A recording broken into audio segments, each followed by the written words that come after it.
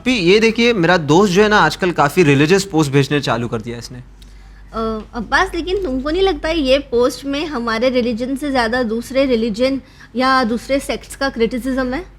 ہاں مجھے بھی تو یہی لگ رہا ہے. واٹ آئی تھنک کہ اپنا ریلیجن پروموٹ کرنا, اس پہ باتیں کرنا ٹھیک ہے, لیکن سامنے والے کو چڑھانا, مذاق کرنا, that's what I can see in the post. اور مذاق کرنے سے زیادہ میں یہ سمجھتی ہوں عباس ہمیں فوکس ہمارے ریلیجن پہ کرنا چاہیے, ہر کسی کا فوکس اپنے ریلیجن پہ کرنا چاہیے, ہمیں اپنی باتیں جاننا چاہیے. اس طرح کسی کے مذہب کو ٹارگٹ کرنا یہی تو ریڈیکلزم ہے. واٹ آئی تھنک کہ جس طرح سے آگا نے پچھلے ایپیسوڈ میں ہم سے کہا تھا کہ دس از دا پرفیکٹ ایج رینج, ایسا لگتا ہے کہ مجھے ہی چن کے جو ہے لوگ میسج کرتے ہیں تاکہ جو ہے اس نوجوان کا برین واش کیا جائے.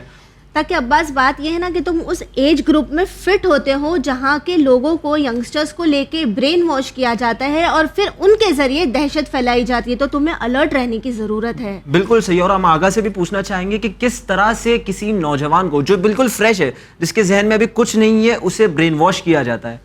دیکھیے میں نے کہا نا کہ پہلے تو کچھ ایشوز لاتے ہیں وہ, دوسرے کی کمیوں کو دکھا کر ریڈیکلزم شروع ہوتا ہے اور دوسروں کی نفرت پر ہی یہ جوان ہوتا ہے.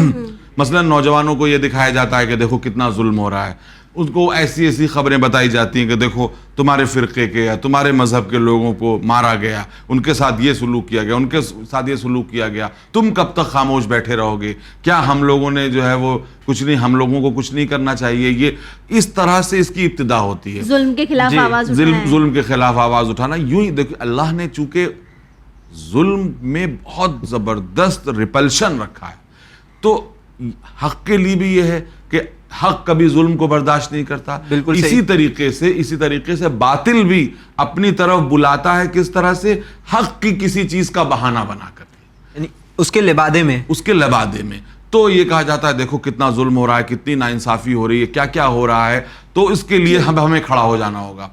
اور میں نے یہ بتایا کہ کسی بچے کو ریڈیکلائز کیا جا رہا ہے, اس کو ایکسٹریمسٹ بنایا جا رہا ہے یہ نہیں, اس کے لیے بالکل صاف لٹمس ٹیسٹ یہ ہے کہ اگر بچہ نمازی بن رہا ہے بہت اچھی بات ہے, لیکن اگر جیسے ہی آپ کا بچہ آپ نگاہ رکھیں کہ اپنی اچھائی سے زیادہ دوسروں کی برائی پر بولنا شروع ہو رہا ہے, سمجھ لیجئے کہ وہ ریڈیکلائز کیا جا رہا ہے یا کیا جا چکا ہے. سب سے بڑا ریڈ فلیگ ہے, سب سے بڑا جو ہے خطرے کا نشان یہی ہے.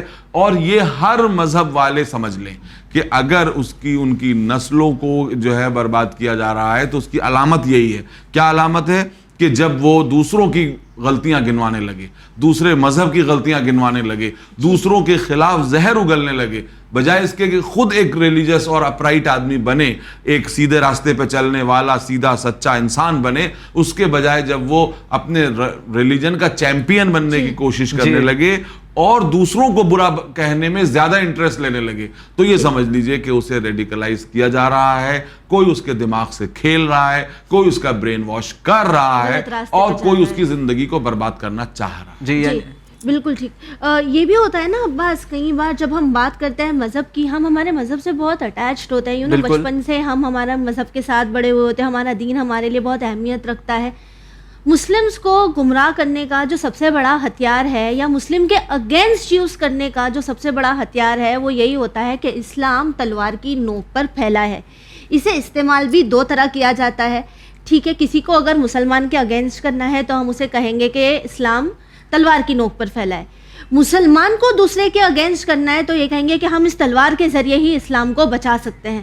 تو اس نریٹو کو ہم کس طرح کاؤنٹر کریں؟ بالکل صحیح, بہت ہی اہم بات ہے. دیکھیے یہ بات آج نہیں, 500 سال سے جو ہے مشنریز یہ کہتے آ رہے ہیں, اورینٹلسٹ یہ کہتے چلے آ رہے ہیں, اور ہمیں ہم یہ مانتے ہیں, ہم یہ کہتے ہیں کہ دیکھیے اس میں تو کوئی شک نہیں کہ اسلام کی ابتدا میں تلوار کی کوئی رول نہیں ہے. حضور اکرم صلی اللہ علیہ وآلہ وسلم نے جب اسلام شروع کیا تو مکے میں وہ مظلوم تھے, ہے نا, مکے میں ان پر ظلم کیا جاتا تھا, انہوں نے کسی پر ظلم نہیں کیا تھا. اور وہ کیا کہتے تھے؟ وہ یہ کہتے تھے قولوا لا الہ الا اللہ تفلحوا, لا الہ الا اللہ کہو اور تمہیں فلاح مل جائے گی. بے شک اس کا یہ مطلب نہیں تھا کہ رسول اسلام یہ کہتے تھے بس لا الہ الا اللہ زبان سے کہہ دیا تو تم نجات پا جاؤ گے, بلکہ لا الہ الا اللہ جب آپ نے کہا اس کے معنی یہ ہیں کہ لا الہ الا اللہ کے تقاضے پورے کر دیجئے. تقاضے بالکل سمپل ہیں.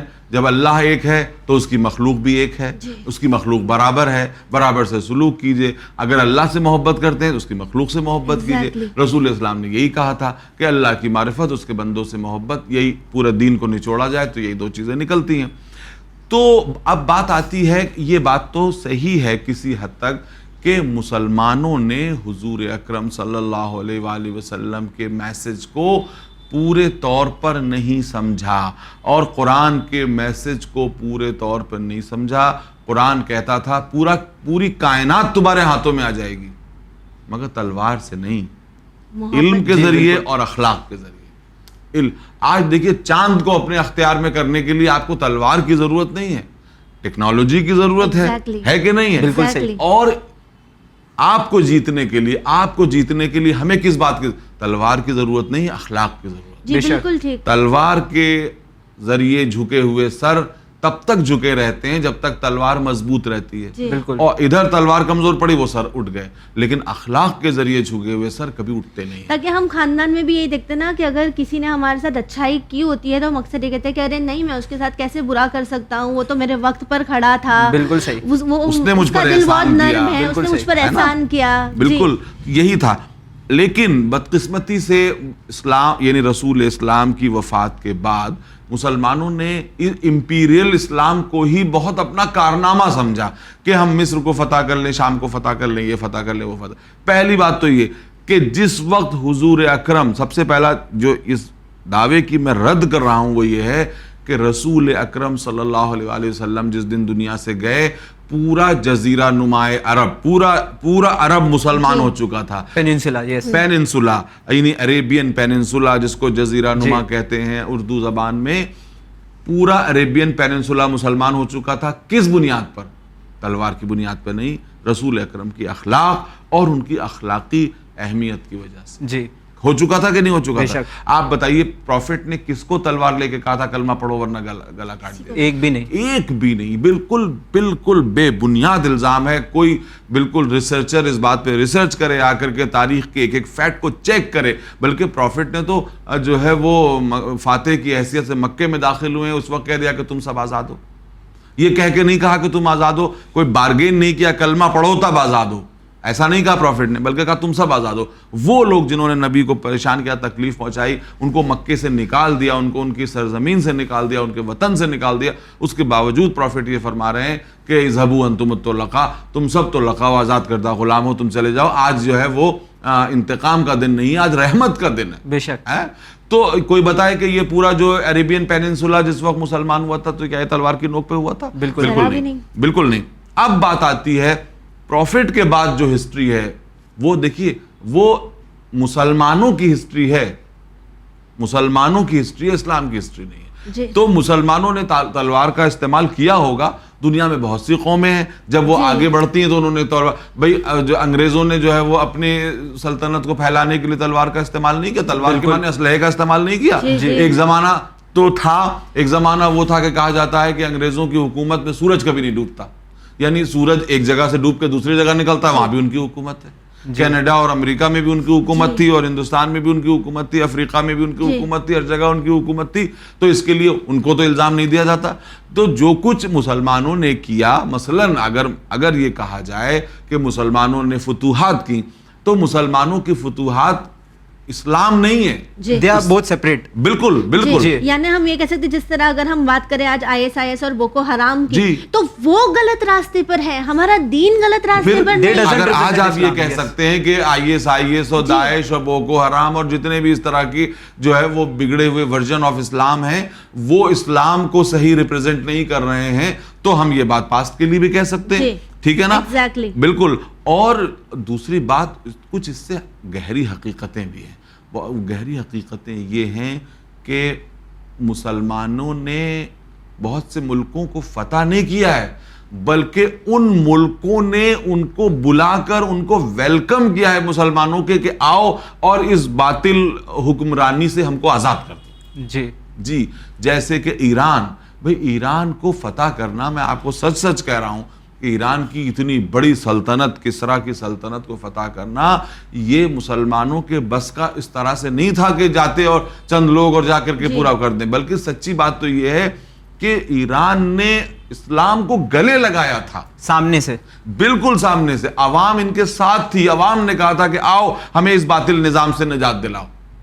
ورنہ یہ سوچنا کتنا مشکل کام ہے کہ کچھ لوگ جو ہیں وہ آئے اور وہ اتنی دور سے مدینے سے آئے اور انہوں نے پورے ایران کو فتح کر لیا، کیونکہ وہاں کی عوام باطل حکمرانوں سے اتنا پریشان ہو چکی تھی کہ انہوں نے کہا، وہ عدل و انصاف کے طلبگار تھے اور انہوں نے سن لیا تھا کہ اسلام وہ دین نیا آیا ہے کہ جو عدل و انصاف کو سب سے زیادہ اہمیت دیتا ہے. وہ چاہتے تھے کہ مسلمان آ کر کے ہم کو فتح کر لیں تاکہ ہم کو ریلیکس ملے. یعنی اسلامک ویلیوز کے ذریعے لوگ اسلام کے طرف آ رہے تھے. جی بالکل. اور یہ بات ہر اعتبار سے ثابت کی جا سکتی ہے کہ ایرانیوں نے کس طرح سے مسلمانوں کا استقبال کیا تھا کہ آؤ اور ہمیں اس صدیوں پرانے باطل نظام سے چھٹکارا دلا. جی یعنی یہ کہہ سکتے ہیں کہ ان کا استقبال کرنا دس شوز کہ Islam is not a religion of sword but a religion of peace. اور اس وقت انہوں نے اسلام کو جو ہے وہ عدل اور انصاف کے جو ہے وہ پاور کے طور پر دیکھا، عدل و انصاف کے سپورٹر کے طور پر دیکھا، اور وہ یہ سمجھتے تھے کہ اب شاید ہم کو پھر سے عدل و انصاف مل پائے گا. وہ ایک الگ بات ہے کہ مسلمانوں سے جو ایکسپیکٹ کیا جا رہا تھا وہ نہیں کر سکے، وہ نہیں کر سکے. اور وہاں پر پھر یہ بات آتی ہے کہ اسی وجہ سے آپ یہ دیکھیے کہ بعد میں پورا کا پورا ایران شیعہ ہو گیا. جی اور یہاں پہ میں کہنا چاہوں گا ابھی کہ even though there are differences within the sects of Islam, no doubt about it, لیکن میں یہ جاننا چاہتا ہوں کہ یہ ڈفرینسز ہونے کے باوجود بھی کس طرح سے ہم اس سماج میں پیسفلی جو ہے ریکنسائل کر سکتے ہیں، پیسفلی کو ایگزسٹ کر سکتے ہیں without causing any extremism towards each other. بالکل. تو میں نے عرض کیا کہ اسلام کے اتنے جو ہے وہ بگڑے ہوئے ورژن آج موجود ہیں کہ آپ کس کو کیا کہیں گے، بلکہ ایک سے بڑھ کے ایک سامنے آ جا رہا ہے نا بجائے. اور اس کا یہ اتنا بڑا زہر ہے کہ یہ زہر ایک جگہ تھمنے والا نہیں ہے. پھر کیا ہوگا کہ سیکٹ کے اندر بھی ایسی ہی خونی لڑائیاں ہوں گی. جب ایک کو ختم کر دیا جائے گا تو دوسرے کی طرف ہاتھ بڑھے گا. اور تکفیری گروپ جو ہے وہ تو کسی جگہ رکنے والا نہیں ہے. وہ تو یہ کہتا ہے کہ بس جو ہمارا شیڈ ہے وہی اسلام صحیح ہے، باقی سب اچھا چلیے باقی سب آپ گمراہ کہہ دیجیے تو ہم قبول کرنے کو تیار ہیں. گمراہ نہیں کہتے بلکہ وہ یہ کہتے ہیں کہ جینے کا بھی حق نہیں رہتا، واجب القتل ہے. یہ وہ نظریہ ہے کہ جو اسلام کی مکمل اینٹی تھیسس ہے، رسول اسلام اور قرآن کے قوانین کے خلاف ہے کہ آپ جو ہیں جو آپ کے نظریے سے جو مطابقت نہ رکھتا ہو اس کی گردن کاٹ دیں. جبکہ قرآن میں تو ہمیں یہ ملتا ہے لا اکراہ فی الدین لکم دینکم ولی دین. تو ہمارا دین جب دوسرے دین کے ایگزسٹنس کے اگینسٹ نہیں ہے تو آپ سیکٹس میں اس طرح کا ڈیفرنس کیسے کر رہے ہیں؟ ایسا لگتا ہے کہ یہ ہے کہ the two sects cannot compromise peacefully. Exactly. بالکل غلط بات ہے. ہمیشہ سے ایسا ہوتا آیا تھا، ہمیشہ سے لوگ رہتے آئے ہیں. مگر میں نے پھر عرض کیا کہ یہ پیسفلی سیکٹ کا آپس میں رہنا عوام کے ہاتھ میں نہیں ہے، یہ انہی لیڈروں کے ہاتھ میں ہے کہ جن کا سارا زور اس بات پر ہوتا ہے کہ لڑائی چلتی رہے. کیونکہ جب لڑائی چلتی رہے گی تو ان کی ریلیونس بنی رہے گی، ان کا وجود بنا رہے گا. اور اگر لڑائی ختم ہو جائے تو ان کا وجود بھی ختم ہو جائے. This is the race of power. بالکل. ایک جو ہے وہ انانیت اور پاور اور پیسہ ہر چیز میں یہ موجود ہے. آپ کو معلوم نہیں ہے کہ کہاں کہاں کون کون سی بارگیننگ ہوتی ہے، کہاں کہاں کون کون سے سمجھوتے ہوتے ہیں، مفاہمت ہوتی ہے. اور یہی لوگ اپنی اپنی کمیونٹی کو بیچتے ہیں، یہ کہہ کے بیچتے ہیں کہ میں اس کا لیڈر ہوں، مجھے یہ چیزیں چاہیے، اس کے بعد میں اپنی قوم کو دوسرے ایشو پہ لگا دوں گا، ورنہ میں دوسرے ایشو پہ لگا دوں گا، ورنہ میں اس ایشو پہ لگا دوں گا.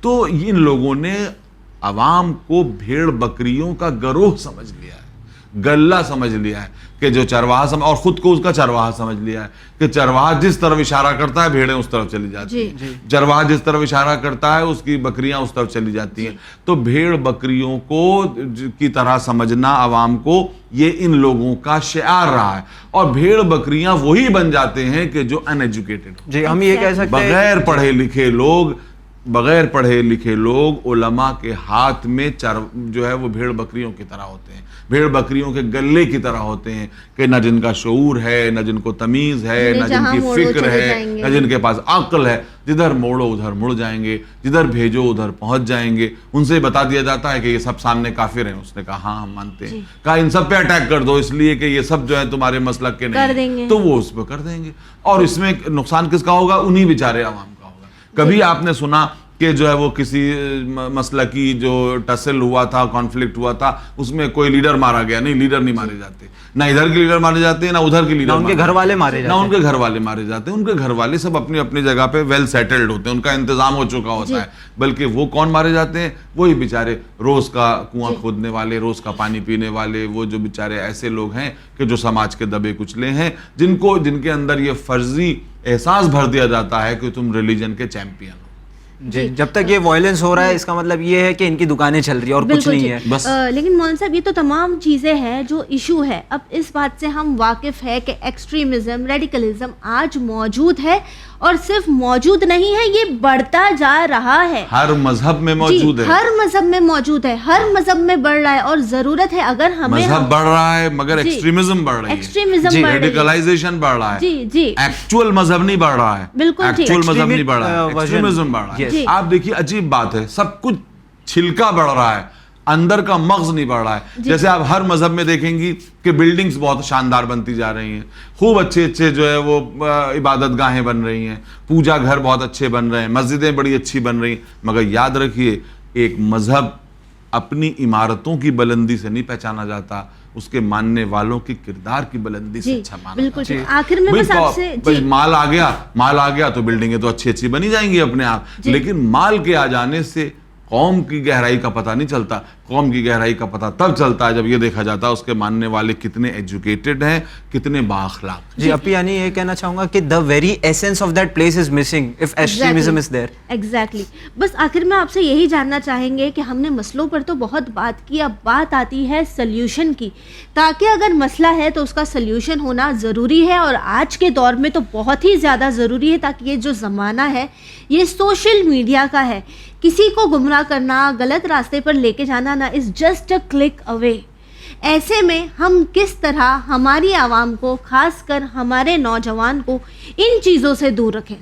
دیکھیے سب سے پہلی بات تو یہی ہے کہ اگر باطل اپنی تمام تر کوششیں کر رہا ہے تو حق والوں کو بھی کوشش کرنی چاہیے.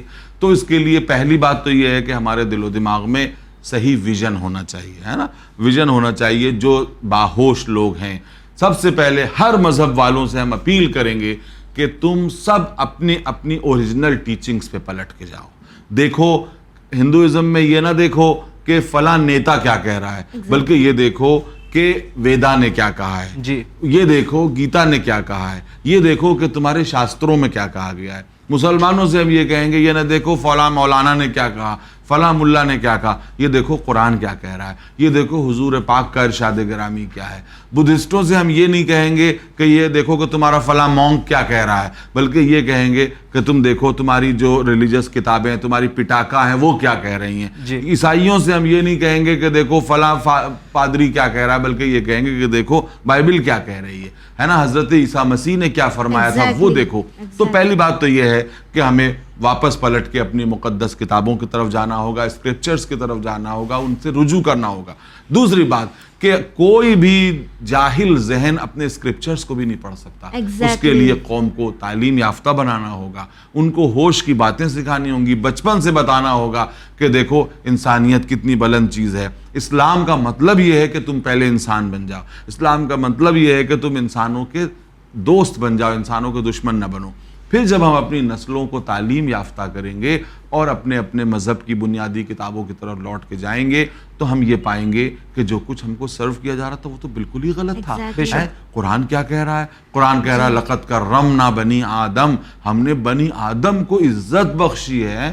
قرآن یہ کہہ رہا ہے کہ یا ایھا الناس انا خلقناکم من ذکر و انثی, ہم نے تمہیں ایک مرد ایک عورت سے پیدا کیا. انسانوں جگہ جگہ یا ایھا الناس یا ایھا الناس یا ایھا الناس کر کے خطاب کر رہا ہے, اور ہم ہیں کہ انسانیت کو بانٹنے پہ تلے ہوئے ہیں. تو اس کے بعد جہاں کہیں یا ایھا الذین آمنوا کہا ہے, یہ نہیں کہا ہے کہ یا ایھا الذین آمنوا, اے ایمان والو دنیا کے سارے لوگوں کا گلا کاٹ دو. کیا قرآن میں یہ کہیں کہا گیا ہے؟ ہرگز نہیں. یہ کہا گیا یا ایھا الذین آمنوا، اے ایمان والو تم دوسروں کے پاس اپنی بات رکھو تو کس طرح سے؟ ادعو الی سبیل ربک بالحکمت والموعظۃ الحسنہ، کہ حکمت کے ساتھ اور نرم ملائم موعظے کے ساتھ لوگوں کو اپنی طرف بلاؤ. کس طرح بلاؤ گے اپنی طرف؟ ہیں تو قرآن تو یہ کہہ رہا ہے، فلاں صاحب یہ کہہ رہے ہیں، فلاں صاحب یہ کہہ رہے ہیں. ارے فلاں صاحب کو چھوڑیے اور یاد رکھیے جب قوم پڑھ لکھ جائے گی، سمجھ جائے گی، ہوش سے رہنا سیکھ جائے گی تو پھر یہ چیزیں اپنے آپ ختم ہونا شروع ہو جائیں گی. جب انسان دیکھ لے گا. آپ دیکھیے، میں آج آپ کو بتا رہا ہوں، یورپ کے ممالکوں کو دیکھیے، ممالک دیکھیے کہ یورپ کے ممالک وہ ہیں جنہوں نے برسہ برس ایک دوسرے کو خون میں نہلایا، لیکن اب وہ یہ سمجھ گئے ہیں کہ خون میں نہلانے سے کچھ فائدہ نہیں ہے. آج نہ صرف یہ کہ باہم شیر و شکر ہو گئے ہیں بلکہ انہوں نے اپنی اپنی باؤنڈریاں بھی کھول دی ہیں. آپ یورپ میں جائیے تو 25-30 ملک ایک دوسرے کا چلتے چلے جائیے، کوئی پتہ ہی نہیں چلے گا، نہ کہیں باؤنڈری ہے، نہ کہیں بارڈر ہے، نہ کہیں جو ہے فوج ہے، نہ کہیں پولیس ہے. کیوں؟ کیونکہ وہ سمجھ رہے ہیں کہ جھگڑنے میں کوئی فائدہ نہیں، مل کے رہنے میں ہی فائدہ ہے، ایک دوسرے کی مدد کرنے ہی میں فائدہ ہے. تمہارا بھی فائدہ، ہمارا بھی فائدہ. لیکن یہ ہم لوگ جانے کب سمجھیں گے، ہمارے پڑوسی ممالک کب سمجھیں گے کہ مل کے رہنے میں فائدہ ہے، جھگڑ کے رہنے میں فائدہ نہیں ہے. جھگڑ کے رہنے میں صرف اپنی ایگو کو تو سیٹسفائی کیا جا سکتا ہے، ریئل پراسپیرٹی نہیں آ سکتی. جی بہت بہت شکریہ آغا، آپ نے جو ہے اس موضوع کو بہت ہی خوبصورت انداز میں ہائی لائٹ کیا. پھر آخر میں یہی کہنا چاہوں گا، کسی شاعر نے بھی بہت خوب کہا ہے کہ یا رب تیری جنت کے پیچھے دنیا دوزخ بن گئی ہے. ایگزیکٹلی، بالکل ٹھیک کہا. اور ویورز آخر میں بس آپ سے یہی کہنا چاہیں گے کہ جس طرح پروفیسر صاحب نے ہمیں ایکسپلین کیا ہے، اگر ہم صحیح راستے پر رہنا چاہتے ہیں، اگر ہم ان طرح کے تھاٹ سے، ایکسٹریمزم سے دور رہنا چاہتے ہیں تو ضرورت ہے ہمیں ہمارے بچوں کو تعلیم یافتہ بنانے کی.